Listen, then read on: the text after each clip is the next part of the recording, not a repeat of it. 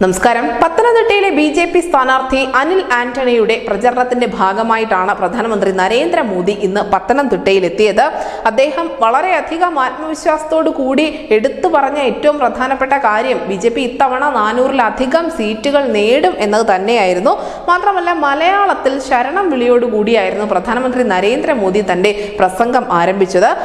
ഇതിനിടയിൽ മോദി ഉയർത്തിക്കാട്ടിയ പല വിഷയങ്ങൾ, സ്വർണ്ണക്കടത്ത് അടക്കമുള്ള വിഷയങ്ങൾ അതിൽ വന്നിരുന്നുവെങ്കിൽ പോലും പൂഞ്ഞാർ വിഷയം അദ്ദേഹം പ്രത്യേകം പരാമർശിച്ചു എന്നത് നമ്മൾ ചർച്ച ചെയ്യേണ്ടതുണ്ട്. പൂഞ്ഞാർ വിഷയം ഉയർത്തിക്കാട്ടിയ മോദി വൈദികൻ ആക്രമിക്കപ്പെട്ടു എന്നും കേരളത്തിൽ ക്രമസമാധാനം തകർന്നിരിക്കുന്നു എന്നുമാണ് പരാമർശിച്ചത്. കേരളം മാറി ചിന്തിക്കേണ്ട സമയമായി എന്നുകൂടി മോദി കൂട്ടിച്ചേർത്തിരുന്നു.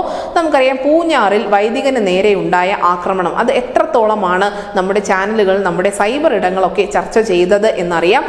ചില ഒരു വിമർശനങ്ങളൊക്കെ ഉണ്ടായതിന്റെ ഭാഗമായി മുഖ്യമന്ത്രി പിണറായി വിജയൻ ഈ വിഷയത്തിൽ പ്രതികരിക്കേണ്ടി വന്നിരുന്നു. അദ്ദേഹം അന്ന് പറഞ്ഞത് ഈ പൂഞ്ഞാറിൽ വൈദികന് നേരെ നടന്ന ആക്രമണം തെമ്മാടിത്തരം എന്നായിരുന്നു. ഈ വാക്കാണ് മുഖ്യമന്ത്രി പിണറായി വിജയൻ ഉപയോഗിച്ചത്.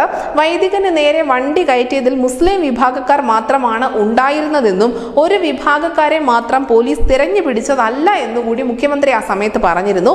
പ്രതികളുടെ പേരുകളോ മത പശ്ചാത്തലമോ വെളിപ്പെടുത്താതെ സംയമനമായ ഒരു അന്തരീക്ഷം സൃഷ്ടിക്കുന്നതിന് വേണ്ടി കേരള പോലീസ് പെടാപ്പാട് പെടുന്നതിനിടയിലായിരുന്നു മുഖ്യമന്ത്രിയുടെ ഭാഗത്ത് നിന്ന് തന്നെ ഈ ഒരു തുറന്നു പറച്ചിലുണ്ടായത്. എന്തായാലും മുഖ്യമന്ത്രി മാത്രം ഈ പ്രത്യേക മതവിഭാഗത്തെ പറ്റി പറഞ്ഞു എന്ന് ധരിക്കരുത്. കാരണം ഈ പൂഞ്ഞാറിലെ വൈദികന് നേരെ ഉണ്ടായ ആക്രമണത്തിൽ ആദ്യ അവസാനം വളരെ സജീവമായി ഇടപെട്ട ഒരു നേതാവ് നിലവിൽ ബി.ജെ.പിയുടെ ഭാഗമായ പി.സി. ജോർജ് തന്നെയായിരുന്നു.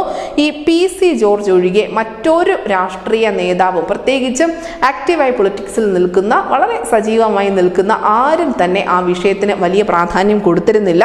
എന്നാൽ പി.സി. ജോർജ് ആവട്ടെ ഈ വിഷയത്തിന്റെ ഗൗരവം കേന്ദ്ര സർക്കാരിനെ ധരിപ്പിച്ചിരുന്നു.